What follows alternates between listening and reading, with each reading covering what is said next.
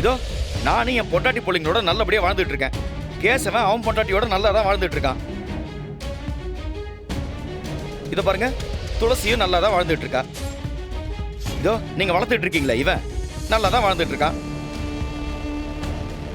ஆனா நீங்க அஞ்சலியை பத்தி கொஞ்சமாவது யோசிச்சீங்களா?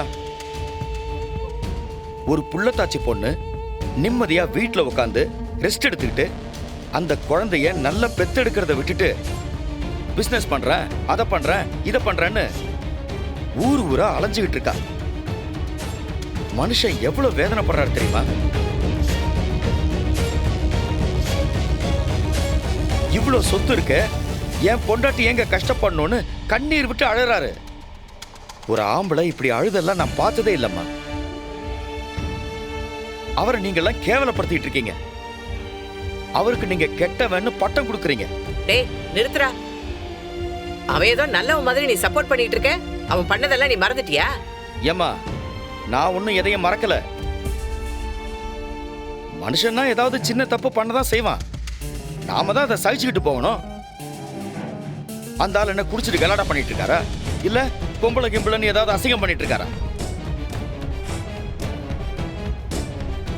ஏதோ நடக்க கூடாத விஷயம் நடந்து போச்சு, அதான் திருந்தி வந்துட்டார்ல. அவரை ஏத்துக்கிட்டு வாழ வேண்டியதானம்மா. தம்பி, ஏன்பா இப்பெல்லாம் பேசுற? அஞ்சலியும் இந்த குடும்பமும் அவனால எவ்வளவு பாடுபட்டிருக்குன்னு உனக்கு தெரியுமா? எப்படிப்பா அவனை மன்னிச்சு ஏத்துக்க முடியும்? யோ நிறுத்தியா? ஆமா, நீ யாரு?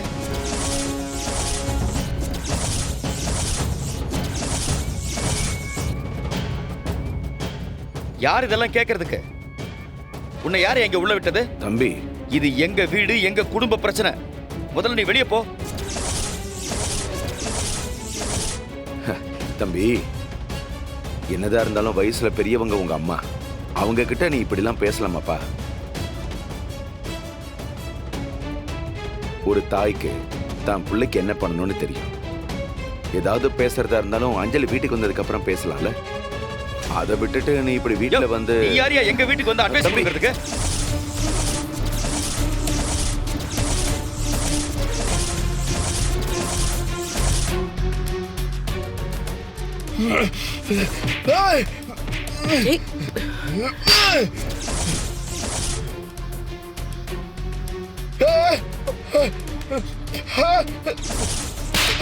என்னடா பண்ற?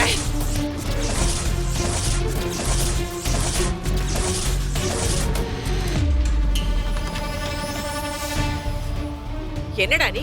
யாரோ ஒரு மூணாவது மனுஷனுக்காக உன் அண்ணனை நீ அடிப்பியா? எங்க கத்துக்கிட்ட? என்ன இது பழக்கம்? என்ன இது புது பழக்கம்? என்னம்மா நீ?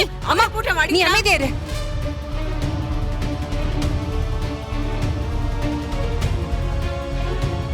ஓ, குடும்பமா சேர்ந்து என்ன அடிக்க வரீங்கல்ல? அந்த அளவுக்கு வந்துட்டீங்க. டேய், யாரோ ஒருத்தன் உங்களுக்கு பெருசா தெரியறான், நான் உங்களுக்கு மட்டமா தெரியறேன். இது எல்லாத்துக்கும் நீங்க எல்லாரும் அனுபவிப்பீங்க. யோ தலியா. ஏய் ரகு, டேய்